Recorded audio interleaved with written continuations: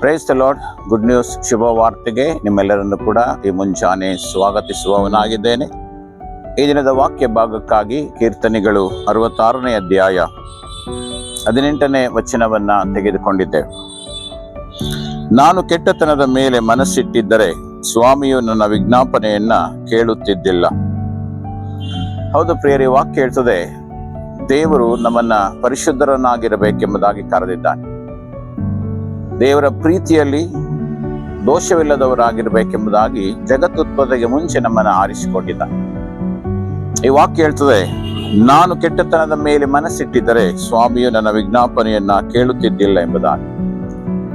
ಹೌದು ಪ್ರಿಯರೇ, ದೇವರ ಮಕ್ಕಳಾದಂತ ನಾವು, ಯೇಸು ಕ್ರಿಸ್ತ ಹಿಂಬಾಲಿಸುವಂತ ನಾವು ಪರಿಶುದ್ಧರಾಗಿರಬೇಕೆಂಬುದಾಗಿ ಆತನು ಬಯಸುವವನಾಗಿದ್ದಾನೆ.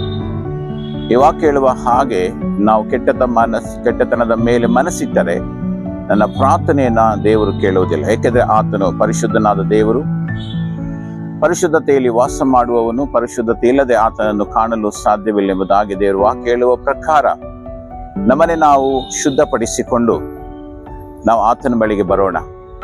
ಒಂದು ವೇಳೆ ನನ್ನಲ್ಲಿ ಯಾವುದೇ ಪಾಪ ಇರೋದಾದ್ರೆ, ದೋಷ ಇರೋದಾದ್ರೆ ನನ್ನ ಪ್ರಾರ್ಥನೆಯನ್ನು ಆತನು ಕೇಳುವುದಿಲ್ಲ.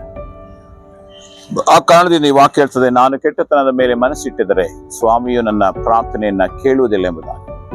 ಹಾಗಾಗಿ ನಮ್ಮನೆ ನಾವು ಸರಿಪಡಿಸಿಕೊಳ್ಳೋಣ, ದೇವರಿಗೆ ವಿಧೇಯರಾಗಿ ನಡೆಯೋಣ, ದೇವರಿಗೆ ಮೆಚ್ಚುಗೆಯಾಗಿ ಜೀವಿಸೋಣ. ಅದರ ಮೂಲಕವಾಗಿ ನಮ್ಮೆಲ್ಲರ ಪ್ರಾರ್ಥನೆಗಳಿಗೆ ಉತ್ತರ ಸಿಗುವ ಹಾಗೆ ಕರ್ತನು ತಾನೇ ಸಹಾಯ ಮಾಡುವವನಾಗಿದ್ದಾನೆ. ಪ್ರಾರ್ಥನೆ ಮಾಡಿಕೊಳ್ಳೋಣ. ತಂದೆಯಾದ ದೇವರೇ,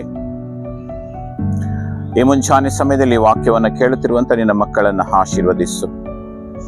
ನಿನ್ನ ವಾಕ್ಯ ಹೇಳಿದ ಹಾಗೆ ಅಪ್ಪ, ನಾವು ಕೆಟ್ಟತನದ ಮೇಲೆ ಮನಸ್ಸಿಟ್ಟಿದ್ದರೆ ನಿನ್ನನ್ನು ಪ್ರಾರ್ಥನೆಯನ್ನು ಕೇಳುವುದಿಲ್ಲ ಎಂಬುದಾಗಿ ಹೇಳಿದೆಯಲ್ಲ ಸ್ವಾಮಿ.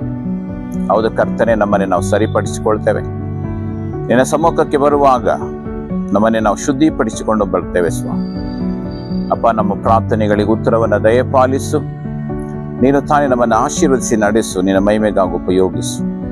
ಹಾಗೆ ಮಾಡುವುದಕ್ಕಾಗಿ ಸ್ತೋತ್ರ, ನಿನ್ನ ಮಹಿಮೆ ಹೊಂದಿಕೋ. ಯೇಸು ನಾಮದಲ್ಲಿ ಪ್ರಾರ್ಥಿಸ್ತೇವೆ ತಂದೆಯಾದ ದೇವರೇ, amen. Praise the Lord. God bless you.